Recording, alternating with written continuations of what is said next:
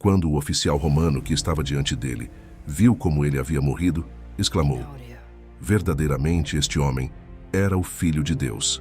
Marcos, capítulo 15, versículo 39. Os momentos finais da vida de Jesus estão registrados em Marcos, capítulo 15, versículos 33 a 39. Seu caminho até a cruz foi torturante. Ele foi abandonado, ridicularizado, humilhado e torturado. Agora, pendurado na cruz, Jesus dá seu último suspiro. Marcos 15, 33. E chegada a hora sexta, houve trevas sobre toda a terra até a hora nona. Isso seria 12 horas da tarde. E a escuridão duraria até a hora nona, ou seja, 3 horas da tarde. Essa escuridão sobrenatural chegou quando o sol estava brilhando mais alto. Como a lua agora estava cheia, ela não poderia ter sido criada por um eclipse, porque a lua não pode intervir entre a terra e o sol quando está cheia. Esta escuridão foi, sem dúvida, provocada pela pronta intervenção de Deus. Flegon de Trales e o liberto do imperador Adriano dão uma descrição disso. Eusébio, em seus registros do ano depois de Cristo, cita extensivamente Flegon, que afirma que no 4º ano da 202ª Olimpíada, ocorreu um grande e extraordinário eclipse do Sol, superando qualquer outro que tivesse ocorrido anteriormente. Na hora sexta, o dia se transformou em escuridão da noite, de modo que foram vistas estrelas no céu. E houve um grande terremoto na Bitínia. Flegon atribui a escuridão que ele descreve a um eclipse, o que era bastante natural para ele fazer. O conhecimento da astronomia era rudimentar na época. Um terremoto também é mencionado por Flegon. Isso coloca sua história em alinhamento muito próximo com a narrativa sagrada. São Cipriano acrescenta: o sol foi obrigado a retirar seus raios e fechar os olhos para que não fosse obrigado a encarar esse crime dos judeus. Com o mesmo propósito, São Crisóstomo: a criatura não poderia suportar o mal feito ao seu Criador. Portanto, o Filho retirou seus raios para não ver as ações dos ímpios. Marcos capítulo 15, versículo 34. E à hora nona, Jesus exclamou com grande voz, dizendo: Eloi, Eloi, lama sabactani, que traduzido é: Deus meu, por que me desamparaste? Eloi, Eloi, lama sabactani. São Marcos aqui usa a forma aramaica. São Mateus refere-se ao hebraico original. Isso pode ser traduzido: por que me abandonaste? Marcos capítulo 15, versículo 35. E alguns dos que ali estavam ouvindo isto diziam: eis que chama por Elias. Apesar das trevas misteriosas serem mencionadas no versículo 35, as trevas certamente aumentariam o horror da situação. Foi daquela escuridão que a voz de Jesus foi ouvida.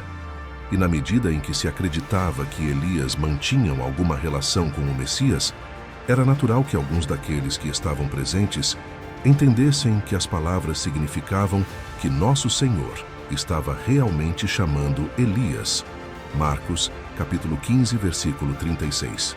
E um deles correu a embeber uma esponja em vinagre, e pondo-a numa cana, deu-lhe a beber, dizendo: deixai, vejamos se virá Elias tirá-lo. Versículo 37, 38. E Jesus, dando um grande brado, expirou. E o véu do templo se rasgou em dois, de alto a baixo. O Santo dos Santos harmonizaria com o coro da Capela Mor, a parte mais sagrada do edifício. Sempre mantido cerrado, ninguém tinha permissão para adentrá-lo, exceto o sumo sacerdote. E mesmo assim, apenas uma vez por ano, no dia da expiação. O véu que, na morte de Nosso Senhor, foi rasgado, era o mesmo que se encontrava diante do Santo dos Santos. Essa tarefa recaía sobre os sacerdotes oficiantes na noite do dia de preparação, durante a hora da oração da noite, correspondendo à hora da morte de Nosso Senhor.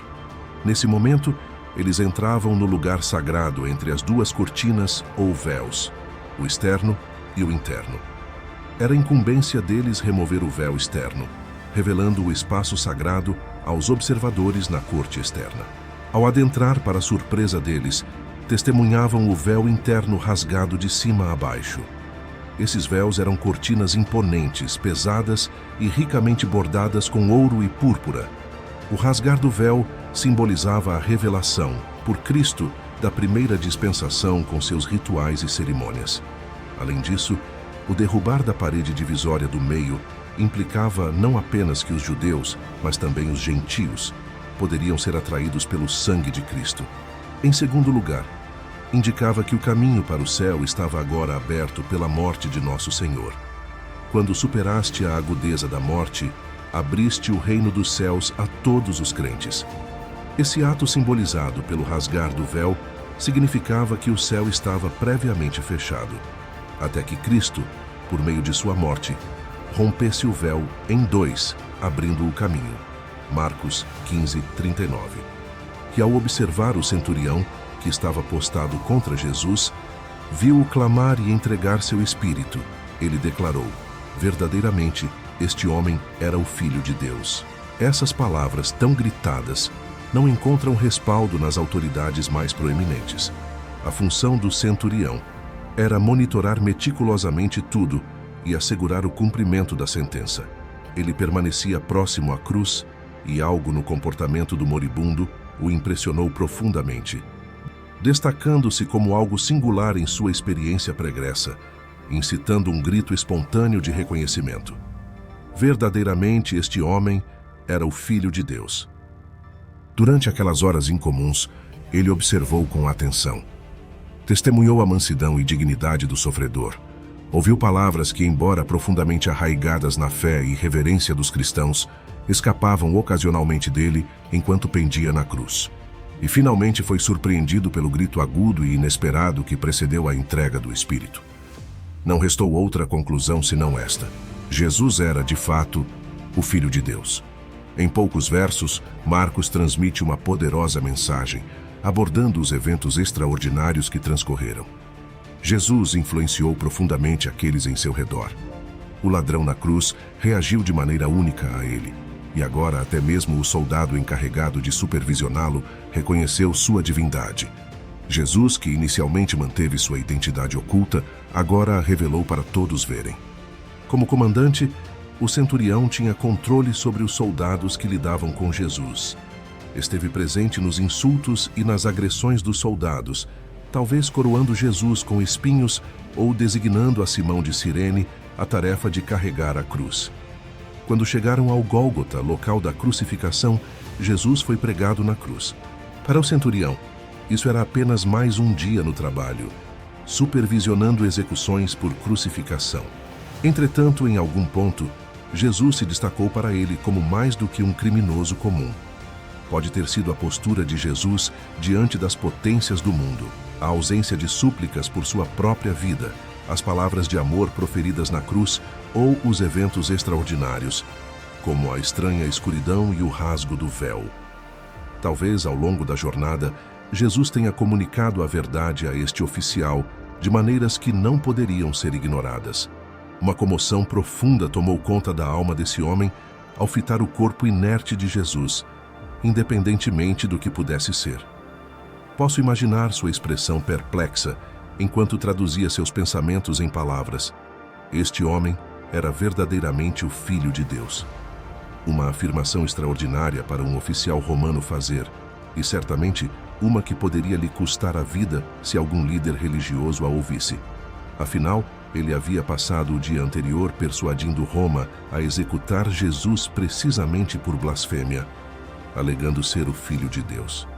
Reconhecer Jesus como o Filho de Deus quando ele está vivo é uma coisa, como fez Pedro em Marcos 8, 29 e 30, mas reconhecê-lo como tal, após a ressurreição, é algo completamente diferente. Muitos chegaram à fé naqueles tempos, mas aceitar Jesus como o Filho de Deus, quando ele está morto e toda a esperança parece perdida, esse oficial romano pode ter sido uma exceção única. Quanto ao destino desse oficial romano, permanece um mistério. Imagino que ele tenha ponderado muitas coisas nos dias seguintes, especialmente quando as notícias de que Jesus ainda estava vivo se espalharam. Talvez ele tenha compreendido a gravidade de seus crimes contra Jesus. O que sabemos é que não era tarde demais para ele. Enquanto pendia na cruz, Jesus estava pagando o preço pelos pecados desse oficial, abrindo o caminho para que ele se reconciliasse com seu Pai.